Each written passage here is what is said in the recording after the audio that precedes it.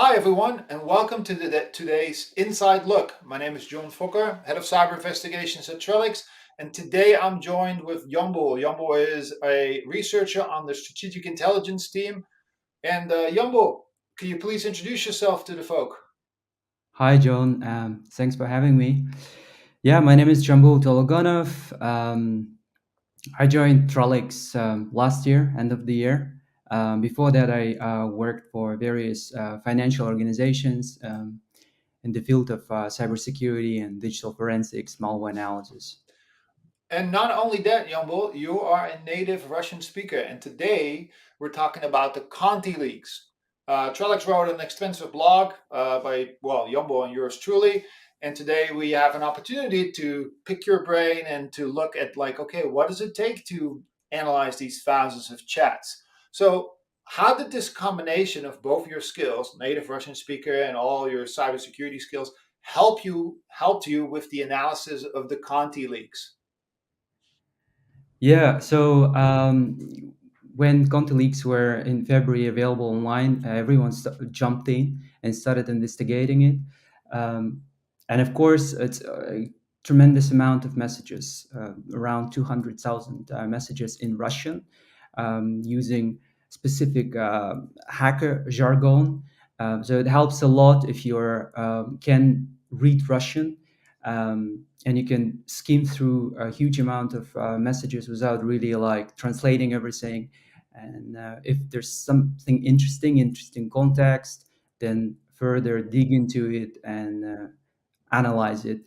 So for me, since I'm a security researcher and I can write some scripts, so the first thing I did is, of course, trying to bring some structure into it so that I can normalize it, put into Elasticsearch, and from there I can, since everything is indexed, I can search based on keywords and use combination of both skills.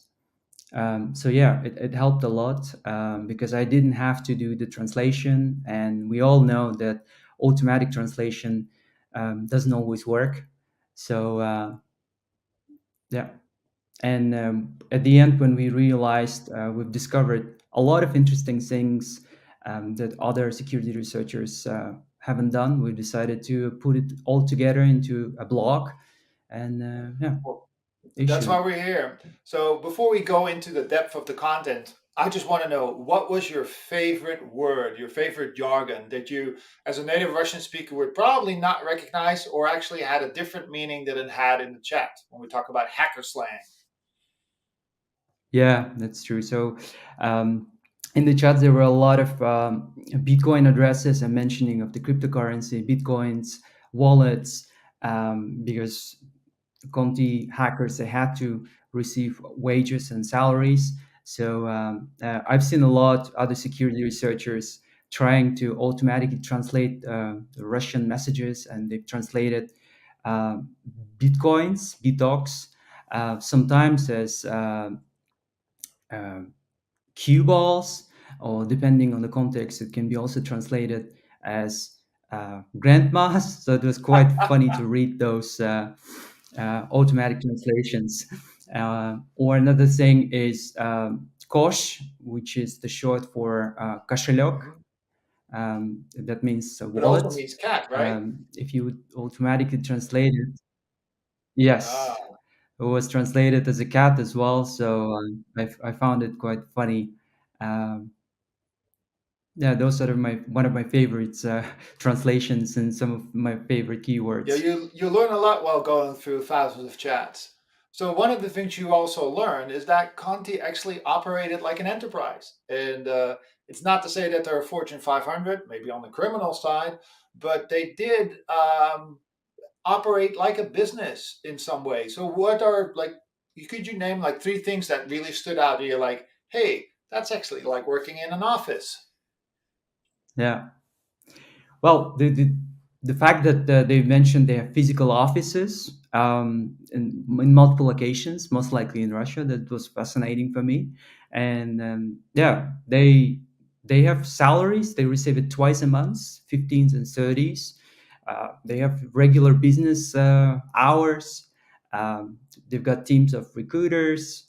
They have even a call center. Yeah, different sub teams who know where their responsibilities lie, and lots of intermediate team leads and managers. So in that sense, it was more like a normal business Gotcha. firm, which I found quite Okay, fascinating. yeah, and you said call centers, and then we looked at this. That was an interesting fact, and it's also in the blog. So if you haven't seen it already, check it out. Um, Conti used a professional call center to call their victims. So it's not internal when one affiliate couldn't get stuff done. That's why they had the Jabber chat, but it is to call and put pressure on their victims. So imagine your computer going on a lock screen. You have to pay money. You have to negotiate, and on top of that, they'll call high or key individuals within your organization. And predominantly, they actually they selected a female voice or a woman to conduct the calls. From other cases that we've studied, her name, she often calls herself Melissa. So that's always, we would really, if Melissa is watching this now, please reach out because I would like to know who you are, because that could be like a whole topic for a different blog. But it's fascinating to see in how they just operate like a regular business without an H. Well, they have sort of an HR department, but still, there's a lot of swear words, aren't there, in the chat? So, yeah, that wouldn't fly with a regular company. Um, Conti also has possible connections to the Russian government. Like there's certain parts in the chats where they hint on other offices. I think they also even mentioned the physical address of an FSB office, which is very known in St. Petersburg, the Bolshoi Dome.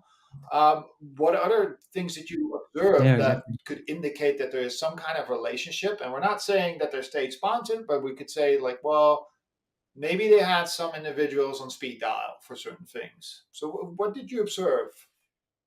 Yeah, so the head of Conti, Stern, who's responsible for all the finance and to payroll, um, Conti affiliates and other hackers, they were referring to him as almighty or powerful, who can protect them, let's say. And they were saying that if Stern wasn't as powerful as he is, then they would have probably ended up as our evil group.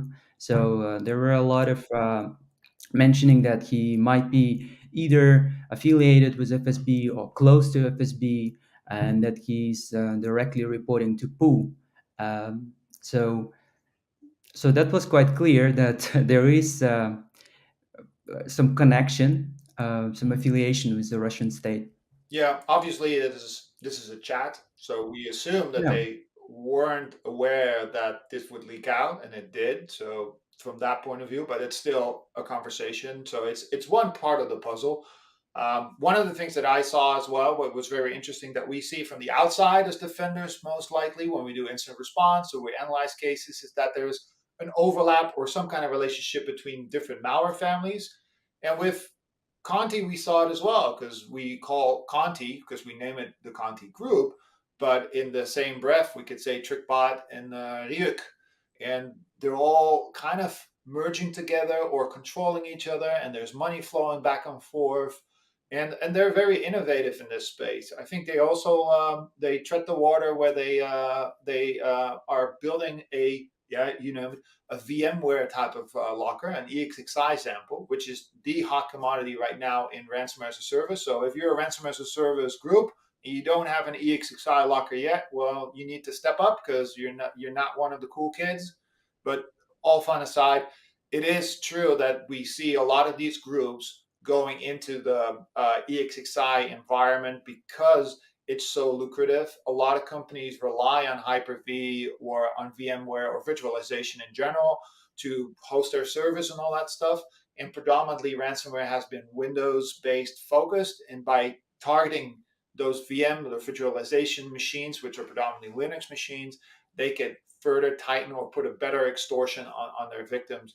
So, funny enough, is like, yes, we saw the binary, but there's also chats in the Conti leaks that are discussing these samples. So one of the things you saw, Jambul, did it go as smoothly, or did they roll it out? Did they learn from the mistakes from others, from like Babu, or did they run into some operational problems in the beginning?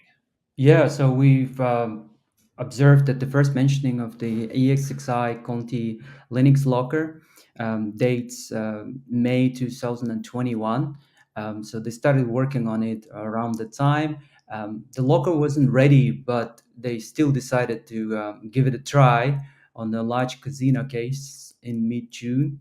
Um, so since then, they in the chats we've seen that they're having a lot of trouble. They had a lot of troubles with the locker because it wouldn't work properly, or it wouldn't work on certain versions of ESXi, like for instance lower than 6.7, and even the decryptor wasn't working properly.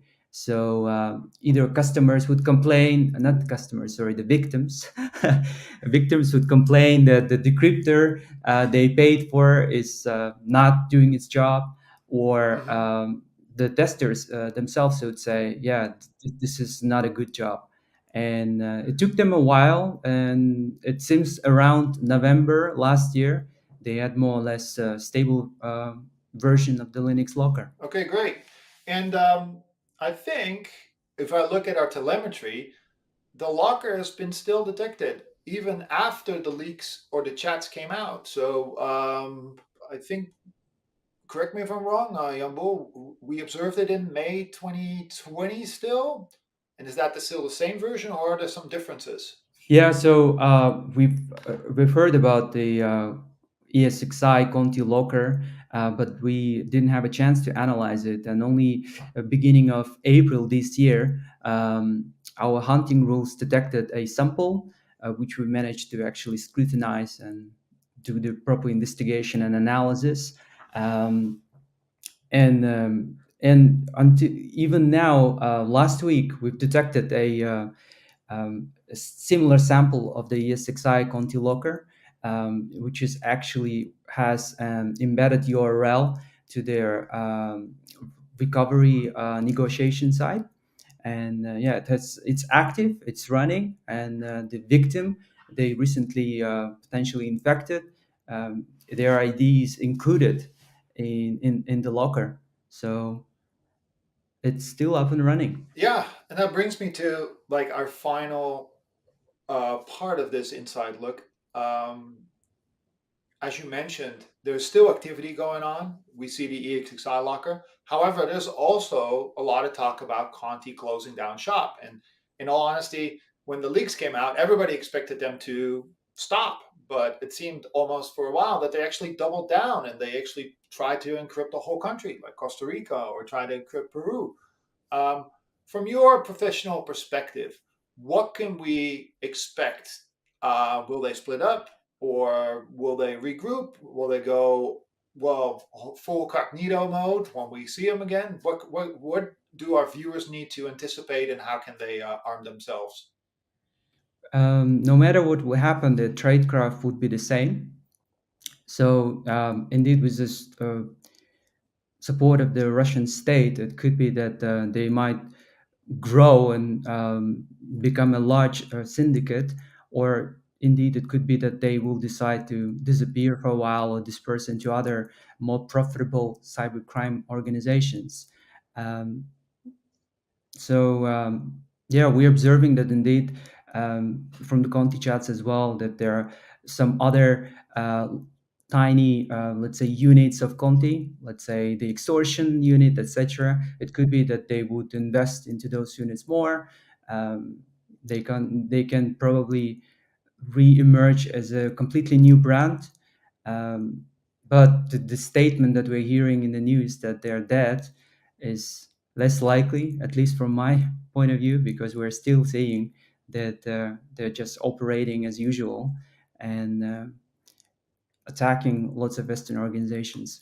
Yeah, and age-old saying is like, "It ain't over till the silver bracelets come on." That's what we used to say, and I think that's true of Conti as well. Like you highlighted it in your answer as well. Is um, they might move to a different group, but they're still the same people and they're not arrested, so they won't quit.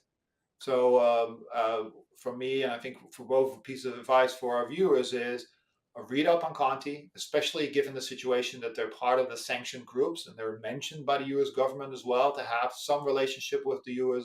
With the Russian authorities, or that they're aligned with the strategic goal. So if you have any in your threat modeling, you're working against Russian APTs like APT 29, 28, Gamma Redan, take a good look at Conti because it could be that so such attacks are launched against your network as well. Um, I can highly recommend the blog that is available on our Trellix website. There's a couple of blogs, and there's, I think, more content coming up. And lastly, I would really, really emphasize people to go to our Trellix Threat Center.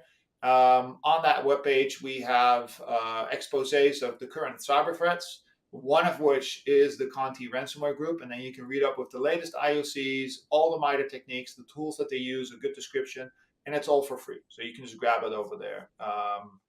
For now, I would really, really like to thank you, Jambul, to give some of your insights. And it was really nice to learn what your favorite Russian hacker slang was.